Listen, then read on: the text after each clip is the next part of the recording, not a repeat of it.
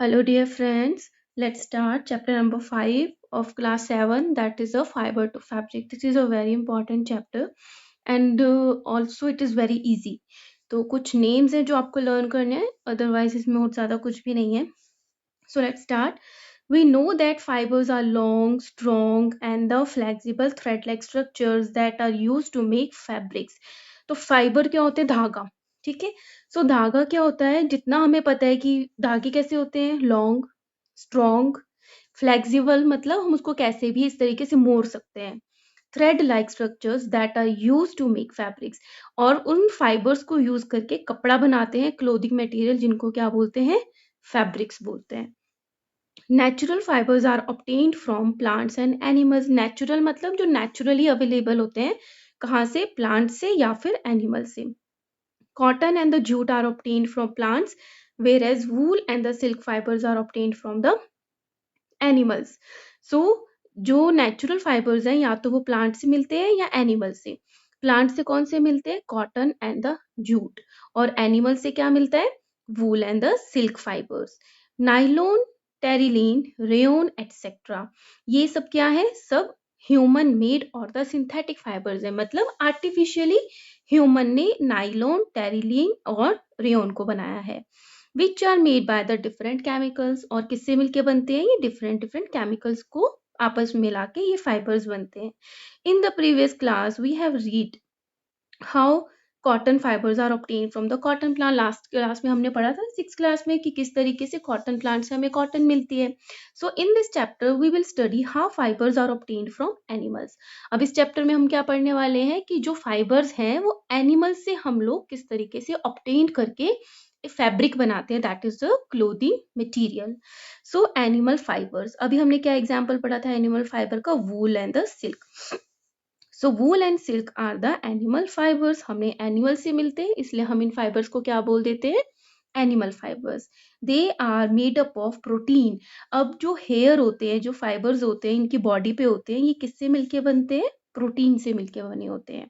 Wool is obtained from fur, hair of sheep, Angora goat, Kashmiri goat, yak, rabbit, camel, llama and the alpaca. अब जो है वूल, जो है, जो हम ऊन बोलते हैं, वो कौन कौन से एनिमल से मिलती है? ये आपको नेम लर्न होने चाहिए. जो इनके बॉडी के ऊपर ये हेयर होते हैं, फर बोलते हैं जिसको, और किसके? शीप, अंगोरा गोट, कश्मीरी गोट, याक, रैबिट, कैमल, लामा और द एल्पका. इन सब से हम वूल ऑब्टेन करते हैं. The body of these animals is covered by a thick coat of hair called the fleece. अब ये जो सारे एनिमल्स की बात कर रहे हैं जिनसे हमें वूल मिलती है, क्या होता है? इनकी जो बॉडी होती है ना, वो बहुत थिक लेयर बनता है किसका? फ्लीस का. ठीक है. So silk is obtain from the cocoons of silk worm. ये तो हो गई वूल की बात, किससे मिलती है? और उनके फ्लीस से मिलती है. और जो सिल्क होती है वो किससे मिलके बनती है? किससे हम ऑब्टेन करते हैं? सिल्क वर्म के cocoon.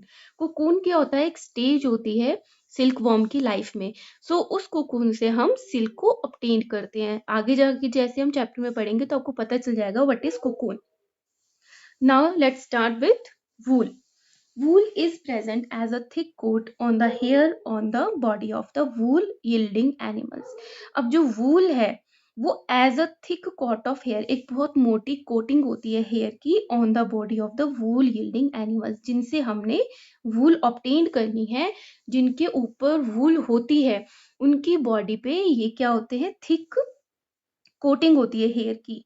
Air gets trapped in the spaces between the wool fibres. अब एक जो एक एक हेयर है या वूल फाइबर है, उनके बीच में क्या हो जाती है? एयर ट्रैप्ड हो जाती है. मतलब एयर होती है, दो अगर फाइबर्स है तो उनके बीच की जो स्पेस है that is filled with the air. Since air is a bad conductor of heat, it does not allow the body heat to escape and keeps the body warm. अब हम ठंड में वूल क्यों पहनते हैं? क्योंकि अभी हमने पढ़ा कि जो वूल के बीच में, हेयर के बीच में जो स्पेस होती है, उसमें क्या होता है? एयर जो है वो ट्रैप हो जाती है. अब क्या कह रहे हैं कि air is a bad conductor of heat. मतलब अगर ये पेन किसी मेटल से बना हुआ है, कॉपर मेटल से बना हुआ है, और हम इसका एक साइड गर्म कर रहे हैं, तो क्या होगा? आप देखोगे थोड़े टाइम बाद इसका दूसरा एंड भी क्या हो जाएगा? गर्म हो जाएगा. सो दिस इज अ कंडक्टर. ठीक है। और इसी तरीके से अगर मैं ये बोलूँ कि प्लास्टिक की बनी हुई है तो क्या होगा, अगर इसको गर्म करें तो this and will not become hot. ठीक है। अब जो है एयर है, अब एयर बोलते हैं ये जो कंडक्टिंग करना है, हीट को एक जगह से दूसरी जगह तक पास करना, कंडक्ट करना इज कॉल्ड कंडक्टिंग। सो वो वाले मटेरियल जो कि हीट को कंडक्ट करते हैं, they are conducting.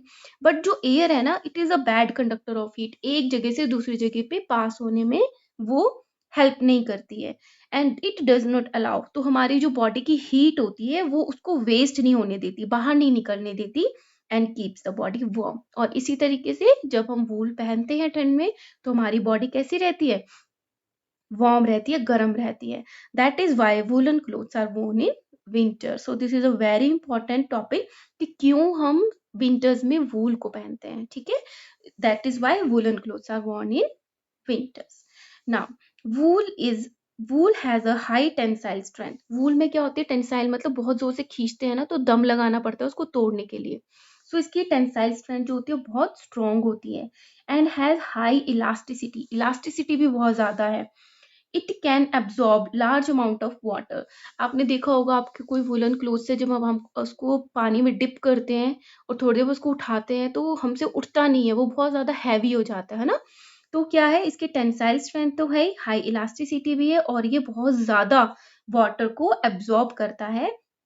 It is light weight, और अगर जब हम उसको सुखा लेते हैं तो कैसा हल्का सा हो जाता है woollen cloth, and can easily B died. और जो भी वूलन के फाइबर्स हैं उसको हम इजीली डाई कर सकते हैं, मतलब कलर कर सकते हैं। So it is considerably resilient, इसलिए हम इसको मानते हैं कि ये तो बहुत अच्छा फाइबर है, कैसे मर्जी यूज कर लो। So on account of these properties the fabric made from wool have ability to retain shape better than the fabrics made from the other natural materials. सो जो हम वूल से मिलाकर कोई भी कपड़ा बनाते हैं, कोई भी फैब्रिक बनाते हैं ना, तो उसकी शेप एज इट इज रहती है बहुत लंबे टाइम तक, as compare to the fabrics made from other natural materials. अभी नेचुरल की बात हो रही है तो वूल तो नेचुरल फाइबर है ना। सो इन सब एबिलिटीज की वजह से हम बोलते हैं वूल इज गुड। ठंड से बचाता है, tensile strength is good, and elasticity is good, can be easily died, it is a light weight, and it can absorb large amount of water. So this is about the wool. Now rearing and the breeding of sheep. rearing होता है पालना, breeding होता है मतलब हमारे पास थोड़ी सी sheep है और उसके बाद हमें ब्रीडिंग करके और ज्यादा sheep हम प्रोड्यूस करें। ठीक है। So definition of rearing is, rearing of sheep means to look after the sheep by providing them food, shelter and the health care. So rearing सिर्फ पालना में क्या क्या इंक्लूड होता है कि rearing of sheep means हम उस sheep का ख्याल रख रहे हैं, उसको फूड दे रहे हैं खाने को, उसको रहने के लिए जगह दे रहे हैं और उसकी हेल्थ की भी केयर कर रहे हैं, that is a rearing. So ये definition आपको as it is learn करनी है। In India, sheep are mainly reared in the hilly regions of Jammu and Kashmir, Himachal Pradesh, Uttarakhand, Arunachal Pradesh, and the Sikkim or the plains of Haryana, Punjab, Rajasthan and the Gujarat. मतलब जो ये sheep है वो India के इन सब regions में rearing करी जाती है, पाली जाती है। The person who looks after the sheep is called the shepherd, और वो वाला पर्सन जो इन शीप की केयर करता है उसको बोल देते हैं हम शेफर्ड। आपने स्टोरीज में भी बहुत सुना होगा। सो शीप आर हर्बीवोर्स, हर्बीवोर्स होते हैं वो वाले एनिमल्स जो कि हर्ब्स खाते हैं। सो शीप क्या है, एक हर्बीवोर है, and eat mainly grass and the leaves, और वो क्या खाती है, मेनली ग्रास और लीफ को खाती है। So shepherd take the herds of the sheep to the open grassland for the grazing. वो जो शेफर्ड्स हैं वो शीप को जो खुले फील्ड होते हैं ग्रासेस के, या उस पे बहुत सारी प्लांटिंग लगी होती है तो वहां पे उनको चरने के लिए, ग्रेजिंग के लिए, ताकि वो खा पाए इजीली, वहां पे ले जाते हैं, right. Apart from grazing grass, the sheep are also fed a mixture of pulses, corn, jowar, oil cake, taking out and the minerals. अब क्या है कि उसको हम ग्रेजिंग करने लेके तो जाते हैं, जो फार्मर्स होते हैं, शेफर्ड्स होते हैं, वो उनको ले जाते हैं ग्रेजिंग के लिए, बट उसके साथ साथ इनकी गुड हेल्थ के लिए या फिर हमें फाइबर अच्छा मिले, इनको फीड में और क्या देते हैं, मिक्सचर ऑफ पल्सेस, दालें देते हैं, कॉर्न देते हैं, ज्वार देते हैं, ऑयल केक्स। ऑयल केक्स क्या होते हैं, material left after taking out oil from seeds, तो जो हम ऑयल निकालते हैं लाइक अ मस्टर्ड ऑयल, तो बहुत सारे ऑयल्स होते हैं, तो जो सीड से हम ऑयल तो निकाल लेते हैं प्रेसिंग से, उसके बाद जो वो भूसा बच जाता है, केक बच जाता है, उसको बोलते हैं हम ऑयल केक। तो वो भी उनको खाने के लिए देते हैं। एंड मिनरल्स, और उनको साथ में और क्या देते हैं, मिनरल्स देते हैं। In winters sheep are kept indoors, और ठंड में शीप को अंदर रखा जाता है, शेडिंग में रखा जाता है। एंड फेड ऑन लीव्स, और उनको क्या दिया जाता है, लीव्स दिए जाते हैं, grain and the dry footer, भूसा भी दिया जाता है और ग्रेन्स भी दिए जाते हैं। ठीक है, सो कितना ध्यान रखा जाता है, तभी तो हमें अच्छे तरीके के फाइबर्स मिलेंगे। So in case of the animals, breeding is done to obtain animals with the desired characteristics. अब एनिमल्स के केस में जो पालते हैं, तो ब्रीडिंग मतलब क्रॉस कराना आपस में, ताकि हमें न्यू जनरेशन मिले। तो इससे हम क्या कर सकते हैं कि जो हमें डिजायर करेक्टरिस्टिक्स चाहिए आने वाली शीप में, वो हम ऑब्टेन कर सकते हैं। How? The two individual of the desirable characteristics are selected as a parent. तो दो एनिमल्स को हम सिलेक्ट कर देते हैं एज अ पेरेंट, जो हमें चाहिए कि अच्छा ये शीप के फाइबर्स अच्छे हैं, ये शीप की हाइट अच्छी है, ये शीप हेल्दी है, तो डिजायर करेक्टरिस्टिक्स वालों को हम एज अ पेरेंट ले लेते हैं। दीज आर देन क्रोज्ड, मतलब मेड टू रिप्रोड्यूस करवाने के लिए छोड़ देते हैं, क्रॉस करवाते हैं।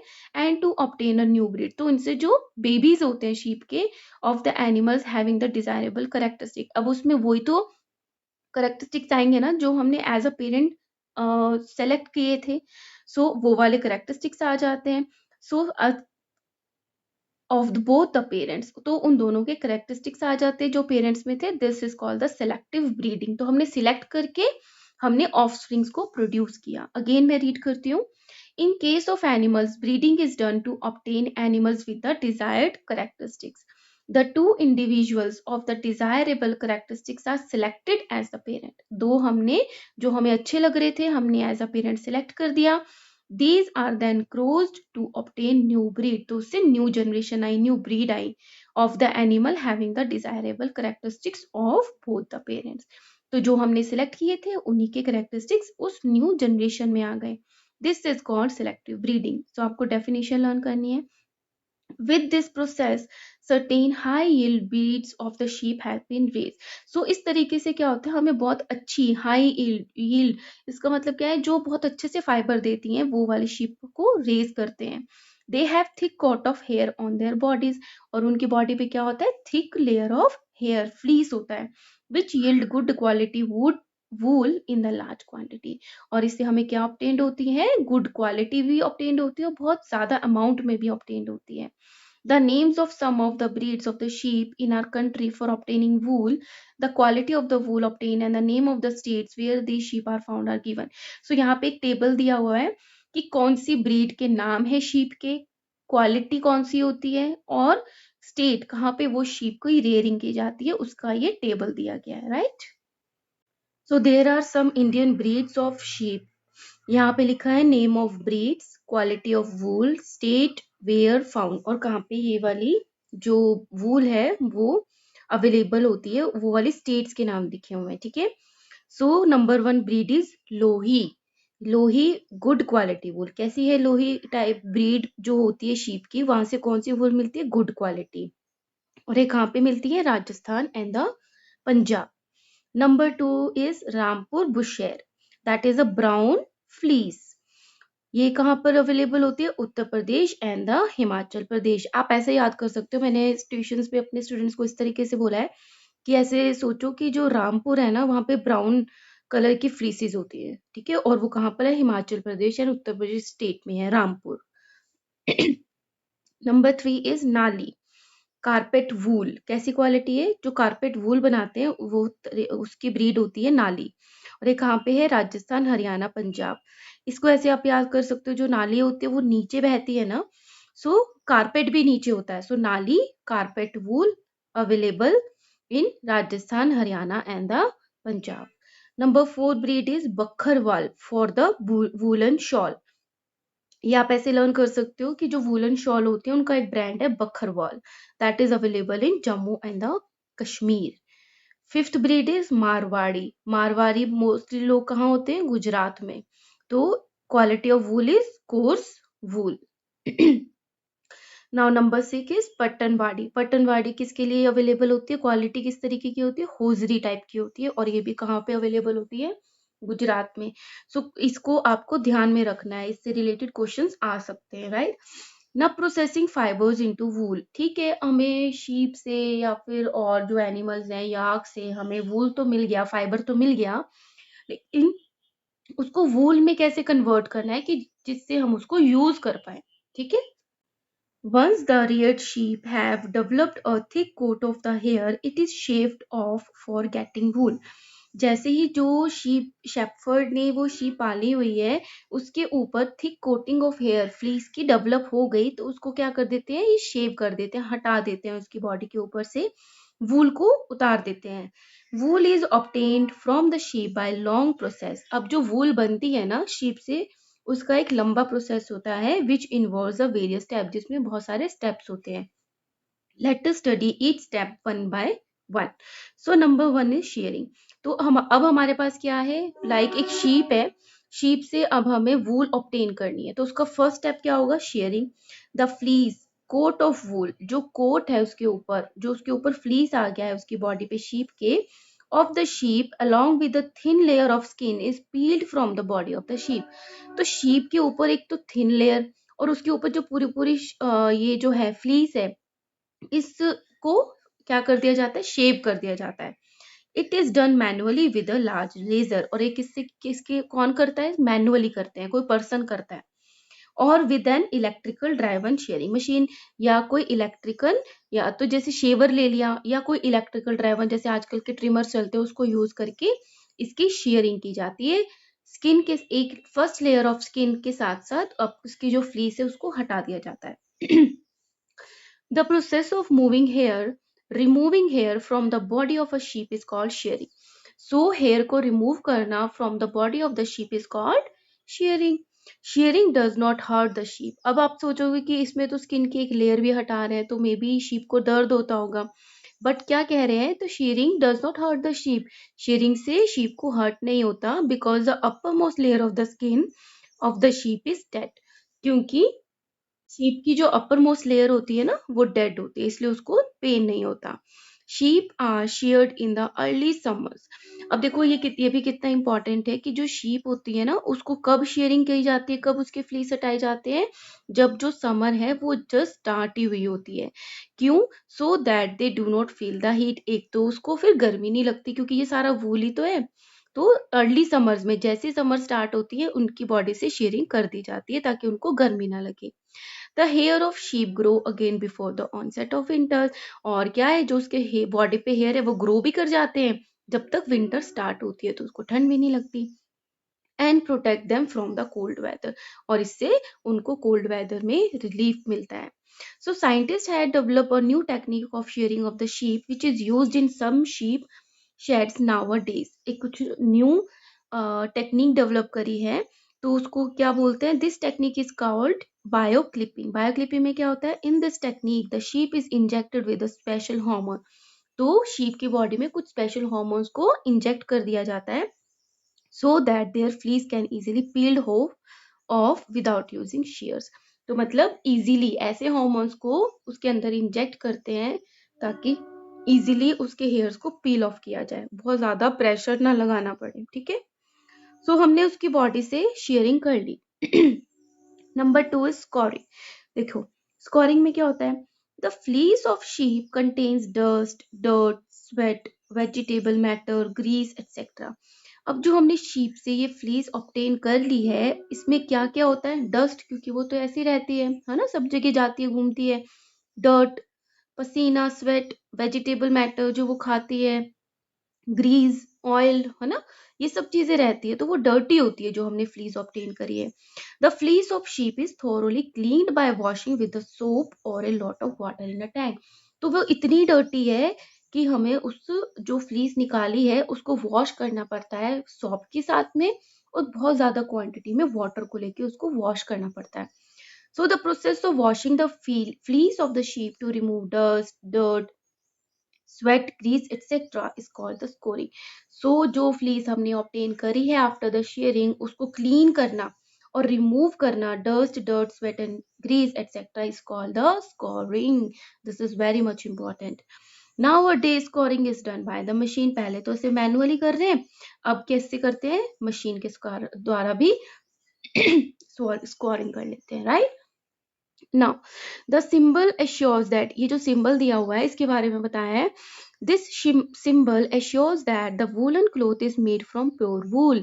अगर ये सिंबल लगा हुआ है तो इसका मतलब क्या है कि जो भी क्लोथिंग आप खरीद रहे हो, जो भी वूल आप खरीद रहे हो, that is a pure wool. This logo is assigned by the international wool secretariat. तो ये किसने असाइन किया है, इंटरनेशनल वूल सेक्रेटरीट ने ये असाइन किया है. Established in the north Yorkshire, UK में इसको एस्टेब्लिश किया गया कि ये उस चीज का लोगो है जिससे आप पर्सन को पता चल जाता है that is made up from a pure wool. Number 3 is sorting. Sort से पता चल रहा है ना, अलग अलग करना, सॉर्टिंग करना. So let's see. After scoring, जब हमने क्लीन कर लिया उस फाइबर को, द वूल इज सेपरेटेड और द सॉर्टेड. तो हम वूल को सेपरेट करते हैं, अलग करते हैं, सॉर्ट करते हैं, किसमें, into the various categories on the base of their quality. अच्छी क्वालिटी है उसका एक जगह रख देंगे, उससे लो क्वालिटी है तो दूसरी तरफ रख देंगे. तो इसको बोलते हैं sorting. Only fleece of the long fine quality, जो लंबे धागे हैं, जो लॉन्ग फाइबर्स हैं और अच्छी क्वालिटी के हैं, is sent to the factory for the further process. तो हमने सॉर्टिंग से क्या अलग कर लिया, लॉन्ग फाइन क्वालिटी के फाइबर्स अलग कर लिए और उसको फैक्ट्री में सेंड कर दिया फर्दर, आगे और काम करने के लिए. So the process of separating the long fine quality fleece from the remaining inferior quality और the broken pieces is called the sorting. तो सॉर्टिंग क्या हुआ, सेपरेट करना, किसको, लॉन्ग क्वालिटी फ्लीज को, किसमें से, इंफीरियर क्वालिटी के, या तो अच्छी क्वालिटी नहीं बच रही या टूटे हुए फाइबर्स में से अलग करने को बोलते हैं सॉर्टिंग. ठीक है. Now fourth point is combing. अब हमने सॉर्ट करके अच्छे और बुरे को अलग अलग कर लिया, लो क्वालिटी हाई क्वालिटी को अलग कर लिया. अब आता है step 4, that is the combing. The fleece is combed to remove burrs tiny knots. अब क्या होता है, जैसे आप देखते हो वूल्स के आपके जो क्लोथिंग होती है उसके ऊपर भी बर्ड्स आ जाते हैं ना, ऐसे नोट्स बन जाती है फाइबर्स की. तो कॉम्ब किया जाता है फाइबर्स को, बर्ड्स को रिमूव करने के लिए. The fewer the birds the better is the वूल. जितने कम बर्ड्स होंगे उतनी ही बेटर उस वूल की क्वालिटी होगी. So the process of removing the birds from the fleece is called combing. So that is a very much easy. The fibres are straighten in this step. जब हम combing करते हैं तो फाइबर्स भी क्या हो जाते हैं, स्ट्रेट हो जाते हैं. ठीक है. अब हमने कॉम्बिंग भी कर दी, अब क्या करेंगे, डाइंग. डाइंग मतलब उसको कलर करेंगे.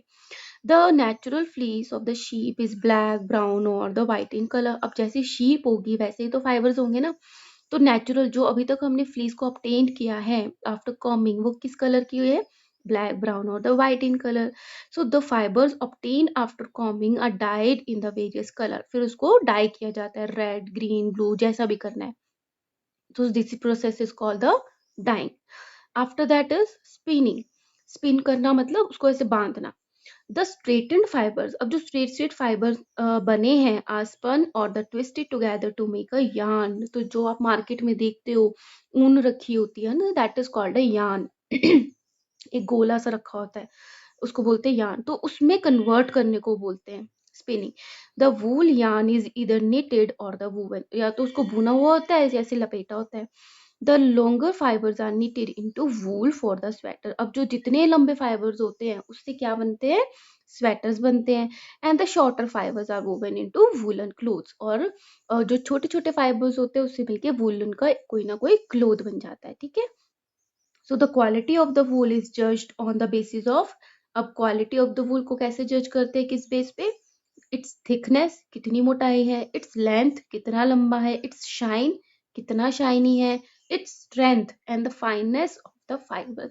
सो इस बेस पे ये डिसाइड किया जाता है कि जो वूल है that is of a good quality और द low quality.